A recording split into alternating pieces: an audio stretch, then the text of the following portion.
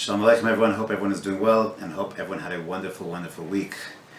One more week, we still have a separation between what's being laid here in Eretz Yisrael and what is laid in Chutz La'aretz. Here in Eretz Yisrael, we're going to lay in Parashat Emor, and in Chutz La'aretz, I believe, you are laying Achrei Mos Kedoshim. So again, I'll try to share an idea that might be Shavel L'chol Nefesh, that might be relevant to both Eretz Yisrael, Parashat Emor, and Achrei Mos Kedoshim, perhaps a look at Vayikra broadly. Again, we mentioned that the first part of Vayikra deals with Karbanos and Kodshim and Torah's Kohanim in the classic sense. That's Vayikra, that's Tzav, that's most of Parshas Shmini.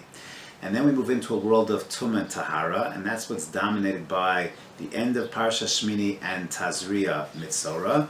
And then, last week's Parsha, again, it opens up with Yom Kippur and the Avoda back with still Torah's Kohanim, the Avoda of the Kohen Gadol on Yom Kippurim. And then in Perek Yirches Pasuk Gimel, I think there we have the shift, what I would call the turning point in all of Sefer Vayikra. And the Pasuk tells us, K'maaseh Eretz Mitzrayim asher yeshavtem ba lo ta'asu. Do not follow the ways of Eretz Mitzrayim. Do not follow those ways. Asher yeshavtem ba. You dwelled there. Do not go ahead and follow the ways of the Mitzrayim where you lived. U'kamaisa Eretz Canaan asher ani mevi eskem shama lo ta'asu. And similarly, do not follow the ways of the Canaanim, where that's your destiny. You're going to get to Eretz Canaan. Do not follow those ways as well. Uvechu koseim lo telechu. Do not follow the ways of the Gentiles. That pasuk, I believe, represents a shift in the entire Sefer, and from here on in, we're going to leave the world of Karbanos, the world of Torah's Kohanim, Tum and Tahara, and we'll get into the world of Dinim, of Halachos, a whole panoply of psukim that deal with how we're supposed to interrelate to our fellow man. We have halachos pertaining to Gili Arayos, that's the end of Achrei Mos. Then we move into Kedoshim, which is everything. We have laws of Kibbut Ava'im, and Shabbos, and don't tattoo, and proper haircuts, and give Peah, and Leket, a whole slew of halachos, Arayos, some more, Kedoshim, Tiyu. And then that we move into our parsha, in Eretz Yisrael, Parashat Emor, Bahar B'chukosai, which start to deal with more national concepts of how the Chagim, the Moadim, how we're supposed to operate in terms of the Zmanim. Bahar B'chukosai deal with the laws of Shemitah and other areas that apply to the nation itself. And we have this, as I say, the shift. And the shift is, in this pasuk, do not follow the ways of the Mitzrim, do not follow the ways of the Canaanim, Uvechu koseim lo telechu. You see, we start off, Torah's Kohanim, the laws of Kahuna. But the reality is, the entire Jewish people are Kohanim. We are all Mamleches Kohanim v'Goy Kadosh. And just like Kohanim have separate halachos, they cannot be Metami L'meis, they have unique laws of Kedusha that apply to them throughout, and in the Beis HaMikdash, they can engage in Birchas Kohanim.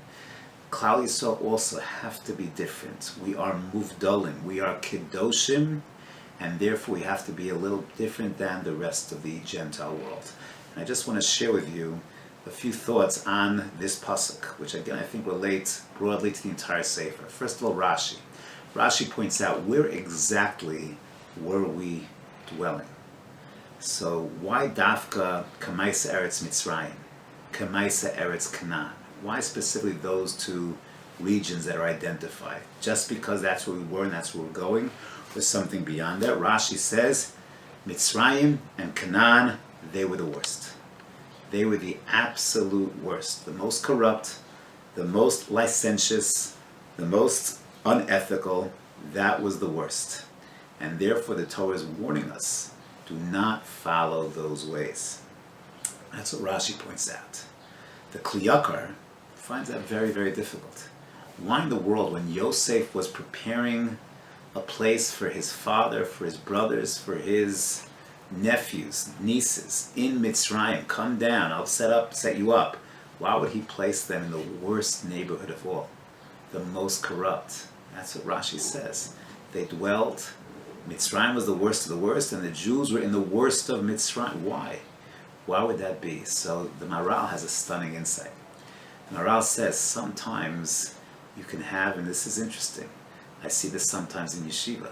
Sometimes you can have what I'll call a boomerang effect. Is that when you are in a certain environment and you see how corrupt it is, how unethical, how much pritzus there might be. So instead of actually diving in, you have to be warned, don't dive in. Don't let your guard down. But sometimes it can have, if you will, a repelling effect. You could say, oh, that's repulsive. I find that vile. I find that disgusting. And it actually can push a person towards Kedusha. So that's the inside of the Maharal, is by putting them in the worst place that actually would project them to be better, be different. And in a certain sense, push them in the other direction. I've seen this actually with students. They go into a certain environment and they find it so terrible, so bad, it actually pushes them towards Frumkeit because of what's around them. An interesting insight based on this Rashi, based on the Maharal. The Kli Yakar says differently. The Kli Yakar says, no, they weren't in such a bad neighborhood. Actually, Hashem put them in the best neighborhood of Mitzrayim. Yosef set up the best place for them to be. And even that, amongst a foreign culture, foreign environment, which was the best, if you will, nevertheless, the Torah says, still, be careful. Be careful. Kamaisa eretz Mitzrayim asher yeshaftem ba lo ta'asu. Uvechukoseim lo telechu. And if even there, a good neighborhood, where people are more or less properly behaved, even there you have to be careful. Kol shekein, alachas kama v'kama, you have to be careful in a place that is not such a good neighborhood. That's the suggestion of the Kli Yakar. Finally, the Kli Yakar says something amazing. I love this idea. Especially this parsha is read Yom HaAtzmaut time in Eretz Yisrael. He says perhaps a different idea why this emphasis of Eretz Mitzrayim asher yeshavtem ba. Why the emphasis Kamaisa Eretz Canaan asher ani mevi eschem. Problem was the Jewish people were settled in Mitzrayim, and you know what? They started to like it. They started to get comfortable there. They sat there be yeshiva. They dwelled there. It was not any longer a quick visit, but they were yeshavtem ba. And that was the problem. Kamaisa b'nei Yisrael be'eretz Mitzrayim asher yoshvu b'Mitzrayim. Lo ta'aseh, don't do that. And to get them into Canaan, it wasn't that they ran willingly. It wasn't that they said, yeah, let's go. It's Kamaisa Eretz Canaan, or as I'll interpolate, Kamaisa B'nei Yisrael, Shalchu Eretz Mitzrayim Asher Ani Mevi Eschem. That God had to schlep us in. We were comfortable in Mitzrayim. We liked the life of Mitzrayim. He had to schlep us in. Lo ta'asu.